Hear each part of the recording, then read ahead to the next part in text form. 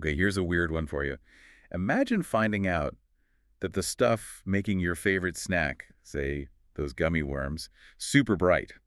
Or maybe the ingredient making that packaged bread unbelievably fluffy. Well, what if that same stuff is used to make paint whiter? Or even as a flame retardant? And get this, it's banned in like dozens of other countries. Exactly. Would you still, grab it off the supermarket shelf? It sounds absurd, but that's kind of the reality we're diving into today.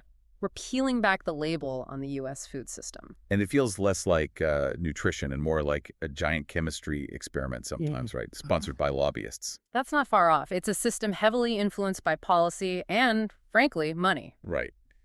So our mission today, Yeah. let's get into this list. 10 specific ingredients, yeah. And maybe more importantly, the policies, the loopholes that keep them around. And it's a huge fight. We're hearing the resistance from big food, big pharma, the chemical companies. Yeah. It's apparently off the charts. Off the charts. So we need to understand not just what these things are, but why they're still here, even when other countries have said, no thanks. Precisely. It's often about protecting the mechanisms that allow cheap, maybe addictive chemicals to just stay in the food supply. Why are they so entrenched here? Okay, let's start with the visuals then. The stuff designed just for looks. Let's call it the color and texture cabal. Ingredients that sound like they belong under the sink. Good name for it. First up, those toxic food dyes. The unnecessary color. Completely unnecessary, zero nutritional benefit. It's purely cosmetic. It's there to trick your brain, basically, make that yogurt look more strawberry. Yeah, and this is where the policy part gets frustrating. We used to have something called the Delaney Clause, right? Yes, a strong protection. It basically said if something causes cancer in lab animals or humans, you can't add it to food. Period. Zero tolerance. Sounds sensible. What happened? Well, 1996 happened. Congress passed the Food Quality and Protection Act, FQPA. And that act, well, it effectively undid Delaney. It shifted the standard. Instead of zero tolerance for cancer-causing stuff, it became reasonable certainty of no harm. Hang on. Reasonable certainty of no harm. That sounds flexible, like lawyer-friendly. Exactly. It cracked the door open. Companies could argue about acceptable risk levels, and suddenly a lot of those previously banned, potentially cancer-causing things, they were allowed back in. A quiet but massive change. Wow. Okay, moving from questionable colors to questionable whites. Okay. Titanium dioxide. Ah, yes. The stuff added to make food look more pure or healthier. Why does my donut need to look like pristine white cement? I don't get it. It's fake purity. And it's banned in France, you know? Studies there found it caused DNA damage. It can even get into the brain. DNA damage. That seems like a pretty big red flag. And it might cross the blood-brain barrier, yet it's still in our food. Classified as a possible human carcinogen, but yeah, it's still here. The regulatory gears grind slowly, it seems, or maybe not at all. Okay, from bright white to fluffy. Potassium bromate. The fluffy lie. Its only job is to make dough super fluffy. Give bread that specific texture. Think packaged kids' lunch stuff. And the catch. Also a possible human carcinogen. And this one is banned in, what, over 30 countries? 30, including Canada, Brazil, the whole EU. Yeah. But not us. Nope. Still legal here. We're apparently okay risking potential health issues for maximum fluffiness in our sandwiches. That's the trade-off. Risking health for fluffiness. It kind of sums it up, doesn't it? Okay, let's shift gears. From texture to fire safety. Brominated vegetable oil. BVO. Yeah, the name's tricky. Brominated. It has bromine.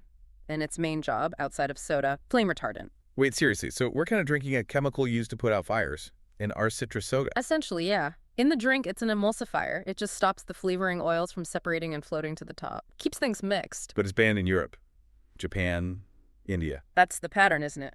Banned there. Considered safe enough here. It's frustrating. Very. Okay, let's talk about the big one, economically anyway. High fructose corn syrup, HFCS. We all kind of know HFCS is bad news, right? Liver damage, fatty liver, type 2 diabetes risk, heart disease. Right. But the policy angle here is the subsidies. Exactly. Corn is huge business. HFCS is just one product out of like 4,000 made from corn. And that corn, it's often genetically modified, and it's massively subsidized by taxpayers. So let me get this straight. You, the taxpayer, are already paying to grow the cheap corn before it even gets turned into the syrup that might make you sick. That's the kicker. It's like a prepayment plan for potential health problems. You're funding the raw material. Wow. That makes changing things way harder, I bet. The whole economic setup. It's enormous. And speaking of things that stick around, seed oils, Canola, soybean, corn oil. How much are we talking? The average person gets maybe 25, even 30% of their daily calories from these oils. It's staggering. You called them the stubborn house guest. Yeah. Why? How do they stick around? Okay, think about your cells. They have membranes, like protective walls, right? Around every cell in your brain, tissues. These walls are built from fats. Ideally strong, stable fats, like bricks. But when you eat tons of these seed oils, they get built into those walls, but they're more like soft putty, unstable. They weaken the structure. And that causes? Inflammation. They keep the body kind of perpetually inflamed. And getting rid of them. That's the shocker. If you stopped eating them today, completely, it takes over a year for your body to fully clear them out of those cell membranes, sometimes longer. A year? Just to undo the damage at a cellular level? That's sobering. It really shows how deep this goes. Moderation is tough when your actual cell walls are compromised. So let's put these things together. The synthetic sugar like HFCS, the synthetic starches, these seed oils.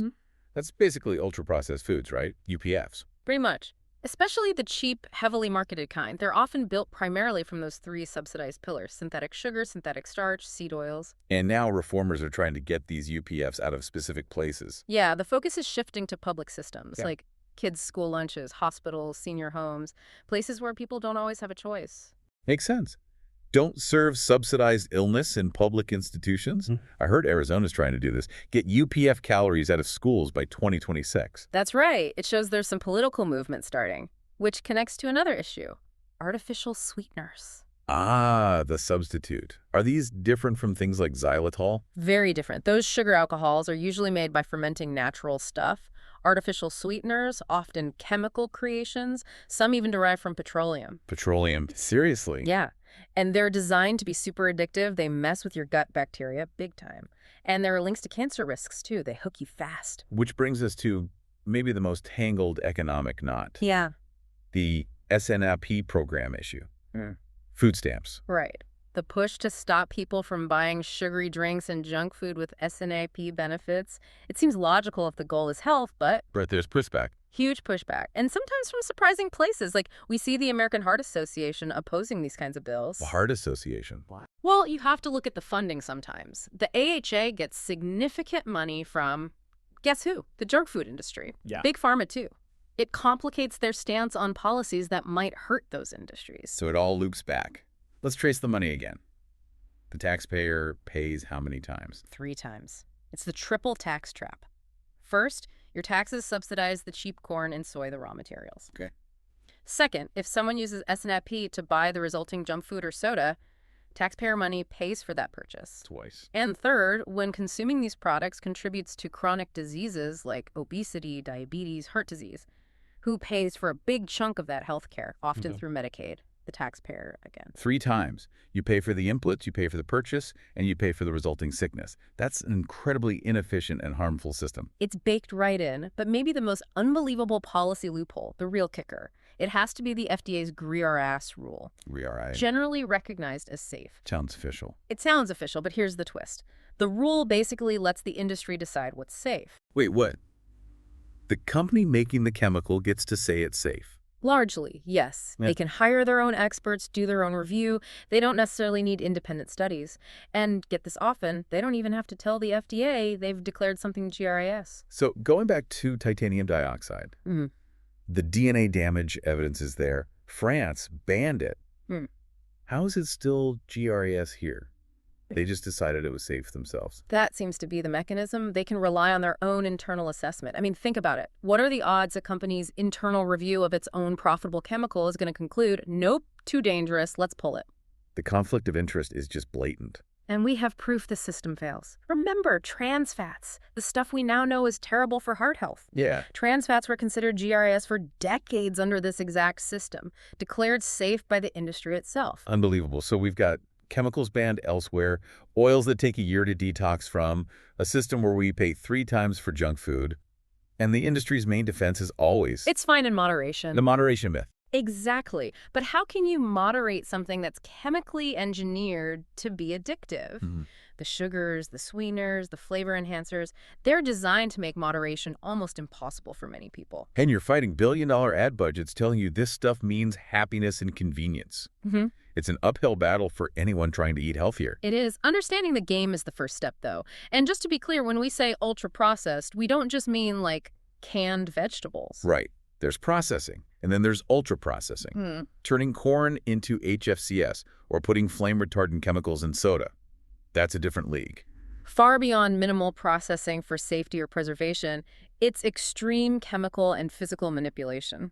So summing up, we're surrounded by chemicals banned in other developed nations, eating stuff used in paint or fire retardants, stuck with policies that shifted safety responsibility away from regulators, and trapped in a tax system where we fund our own chronic illnesses multiple times over. It's not just about individual choice at that point. It's about a deeply flawed system with staggering costs.